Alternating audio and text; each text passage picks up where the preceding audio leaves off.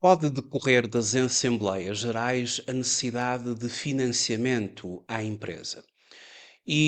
A entidade pode ser financiada pela via dos capitais alheios, ou seja, da dívida, ou pela via dos capitais próprios. E neste vídeo vamos falar sobre duas fontes de financiamento de uma empresa. Uma por capitais alheios, os suprimentos. Outra por capitais próprios, as chamadas prestações suplementares. Ora, o que é um suprimento? Um suprimento resulta de um empréstimo que o sócio faz à sociedade, à sua empresa. E o suprimento pode efetivamente ser objeto de cobrança por parte do sócio de juros. E, portanto, tratar-se-á dessa forma de um empréstimo, mas de caráter oneroso, cobrando juros à sociedade. As prestações suplementares, contrariamente, são efetivamente uma forma de financiar a empresa, mas pela via do capital próprio. Não sendo capital social, efetivamente permitem aumentar o capital próprio da empresa. Para melhor tratarmos esta matéria, vamos ao nosso manual da formação sobre os suprimentos, as prestações suplementares e também as prestações acessórias. Como eu referi, os suprimentos e as prestações suplementares representam duas formas distintas de financiamento nas sociedades por cotas, reguladas respectivamente nos artigos 243, 45 e 210 a 213 do Código das Sociedades Comerciais, e a grande diferença reside na sua natureza jurídica e contabilística, ou seja, enquanto os suprimentos resultam em dívida, ou seja, vão ser um passivo, as prestações suplementares traduzem-se em capital próprio e provocam um aumento do capital próprio. Então, os suprimentos são regulados na base legal do Código das Sociedades Comerciais, 243 a 245, as prestações suplementares 210 a 213. Os suprimentos têm uma natureza de passivo, dívida, a prestação suplementar de capital próprio. Quanto ao objeto, os suprimentos são em dinheiro ou em coisa fungível, as prestações suplementares apenas em dinheiro. Os suprimentos podem vencer juros, e esses juros estão limitados em termos de aceitação fiscal na base da portaria 279/214. As prestações suplementares não vencem juros. Vamos contabilizar os suprimentos como passivo, e aqui vamos utilizar a conta 253. A contabilização das prestações suplementares é em capital próprio, outros instrumentos de capital próprio. Os suprimentos, eles não dependem da deliberação prévia dos sócios, salvo disposição prevista no contrato de sociedade. Já as prestações suplementares dependem de deliberação dos sócios e de previsão contratual. Quanto ao reembolso, os suprimentos podem ser reembolsados em caso de falência, mas só depois de satisfazer as dívidas de terceiros, a restituição das prestações suplementares, quando e apenas se a situação líquida da empresa não ficar inferior à soma do capital e da reserva legal. São proibidas garantias reais para os suprimentos, não é aplicável regime de garantias às prestações suplementares. Os suprimentos têm um caráter de permanência superior a 1 ano, portanto, eles vão entrar no passivo não corrente, e as prestações suplementares mantêm-se até deliberação de restituição. Vejamos um exemplo da contabilização de um suprimento e vamos aplicar aqui o pressuposto do acréscimo. A entidade ABH Limitada pretende obter um financiamento a médio e longo prazo por 150 mil euros. E em Assembleia Geral foi proposto pelo sócio Manuel o empréstimo por este à sociedade mediante a taxa de juro de 4,5%, uma taxa revista anualmente na Assembleia Geral. juros pagos no final de cada ano do empréstimo, portanto, os juros são pagos no final de cada ano do empréstimo, atenção ao pressuposto do acréscimo, e o reembolso total no período a determinar pela gerência da empresa. A proposta foi aceite e, tendo o montante sido transferido no dia 30 de abril. Vamos ter aqui três etapas para já para fazer o reconhecimento destas operações. Em primeiro lugar, o recebimento do empréstimo do sócio. Portanto, ficou deliberado na Assembleia Geral e em abril do ano N debitamos a conta 12.1 pela entrada de 150 mil euros proveniente do sócio e creditamos o nosso passivo, que vai ser aqui um passivo não corrente, e aqui usa-se outros participantes, suprimentos e mútuos. Ou seja, esta é a conta do código de contas que vai registar aqui este passivo, creditando-se por 150 mil euros. E agora temos a problemática dos juros. E aqui,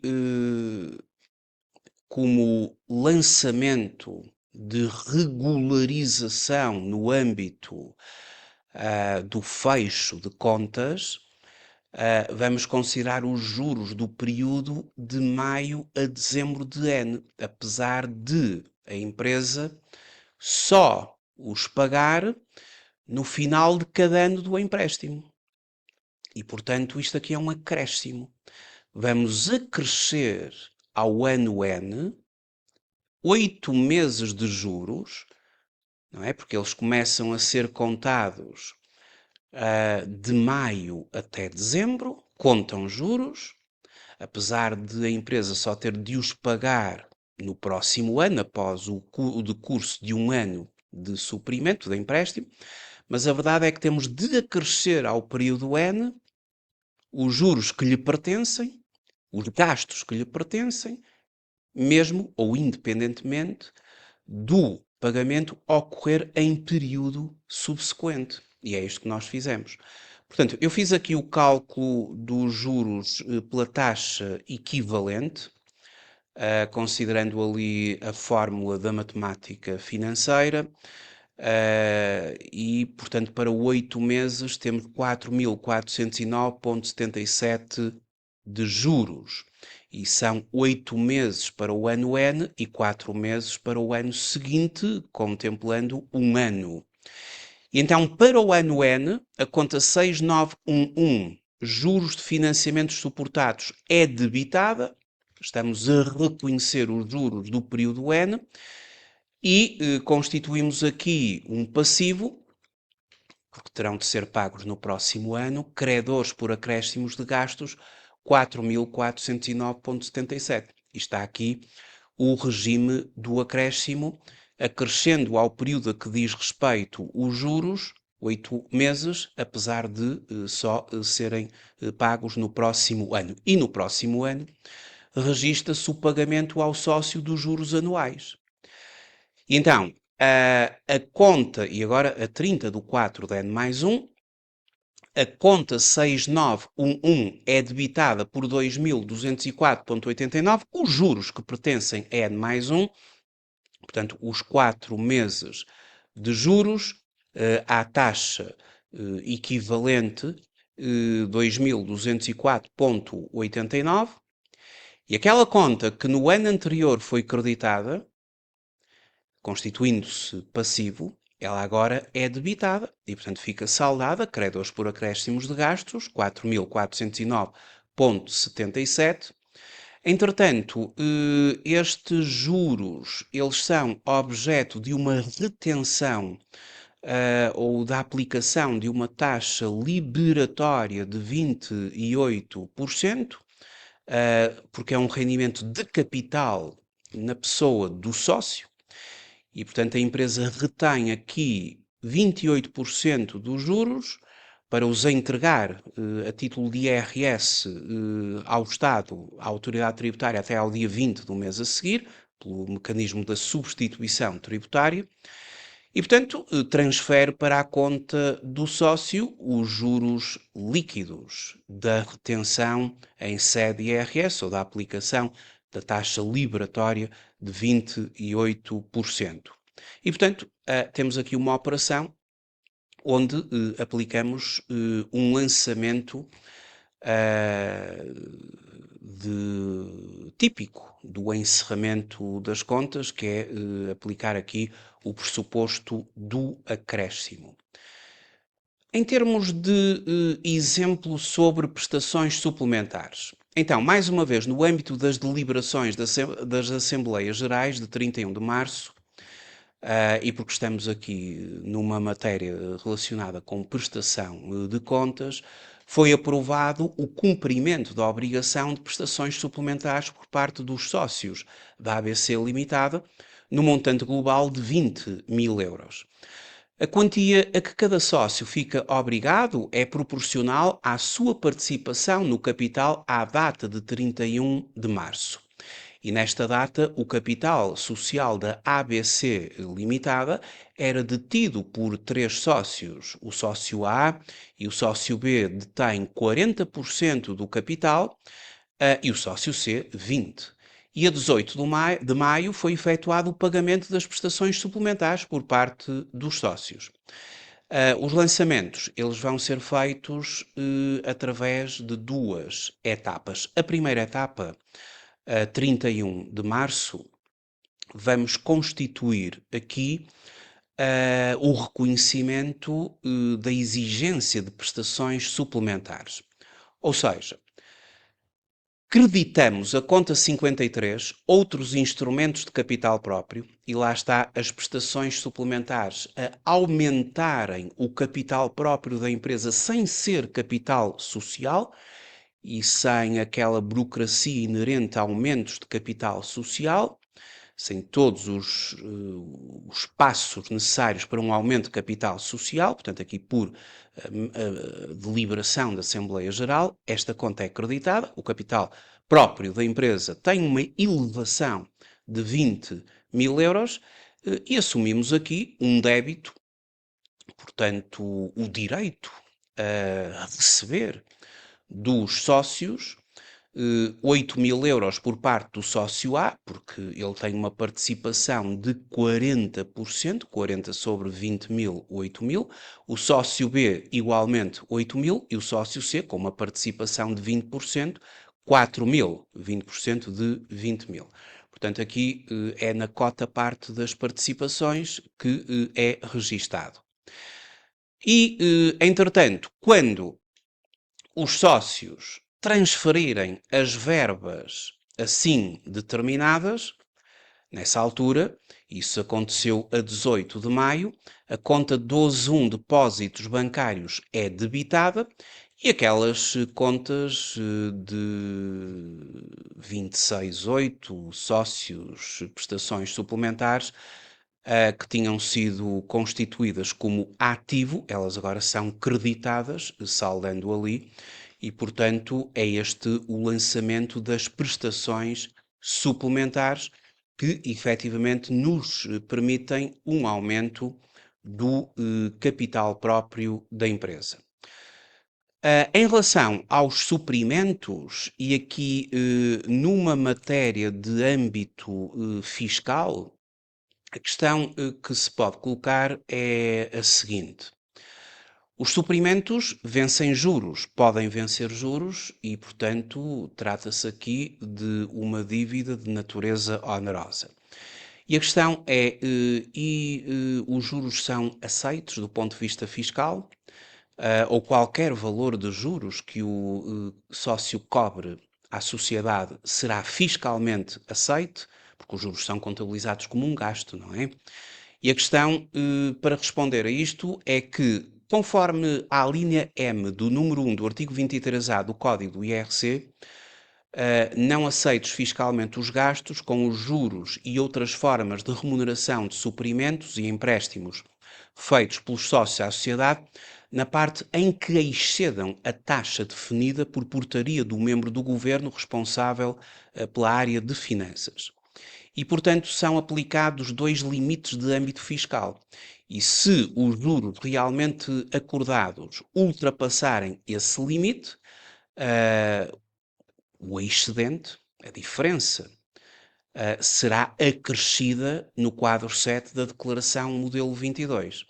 Sempre que se trate de juros e outras formas de remuneração de suprimentos e empréstimos feitos pelos sócios a pequenas e médias empresas, está fixado em 6% o spread a crescer à Euribor a 12 meses do dia da constituição da dívida. Portanto, considera-se a Euribor a 12 meses do dia da constituição da dívida e pode-se somar mais 6 pontos percentuais e fica assim como limite máximo de taxa de juro. Se for acordada uma taxa de juro superior, é porque o excedente não vai ser fiscalmente aceito. Nos casos de Nos restantes casos, portanto, quando não sejam sócios de PMEs, nomeadamente sócios de grandes entidades, o limite é fixado em 2%, o spread a crescer à taxa Euribor a 12 meses da constituição da dívida. Portanto, é um limite mais reduzido. Pegamos na Euribor, à data de constituição da dívida, Euribor a 12 meses, e podemos somar mais 2 pontos percentuais e estabelecemos ali o limite máximo da taxa de juro fiscalmente aceito. E considerando essa taxa de juro, compara-se essa taxa de juro leva a um valor de juros a pagar e compara-se com o valor de juros que realmente acordamos pagar, e se exceder esse valor, a diferença terá de ser ajustada na respectiva declaração modelo 22. Para concluir, vou fazer uma referência às diferenças entre as prestações suplementares e as prestações acessórias. É que, no âmbito do Código das Sociedades Comerciais, as prestações acessórias e as suplementares, elas apresentam diferenças significativas. As prestações acessórias reguladas no artigo 209 para sociedades por cotas e artigo 287 para sociedades anónimas podem ser exigidas a todos ou a alguns sócios ou acionistas desde que o contrato social fixe elementos essenciais da obrigação e especifique se são onerosas ou gratuitas. Ou seja, já estamos a ver que as prestações acessórias podem ser onerosas, cobrando juros, ou gratuitas, sem juros. As suplementares são sempre gratuitas, não têm juros. Estas podem ter natureza diversa, como fornecimento de bens, prestações de serviços, cedências de instalações ou marcas, entre outras. Outra diferença é que as prestações acessórias podem ter tudo isto, as suplementares é só em dinheiro. Quanto ao conteúdo das prestações acessórias, corresponder a um contrato típico, como locação ou prestação de serviços, aplica-se a regulamentação legal própria desse tipo de contrato. Por outro lado, as prestações suplementares que estão reguladas nos artigos 210 a 213 do Código das Sociedades Comerciais são apenas para sociedades por cotas. Esta é outra diferença. As acessórias podem ser para sociedades por cotas e também para sociedades anónimas. Portanto, em teoria, por aquilo que está no Código das Sociedades Comerciais, as prestações suplementares são uma figura da sociedade por cotas, só podem ser em dinheiro, ou só podem ter dinheiro por objeto, e são sempre gratuitas, não vencem juros. As prestações suplementares são um instrumento específico que permite às sociedades por cotas reforçar o seu capital próprio sem aumentar o capital social, não é? Tendo assim várias vantagens. Na sociedade anónima, embora não exista previsão legal de prestações suplementares, é possível estabelecer prestações acessórias com características similares às prestações suplementares, se não for cobrado juros e se tiver também por objeto dinheiro.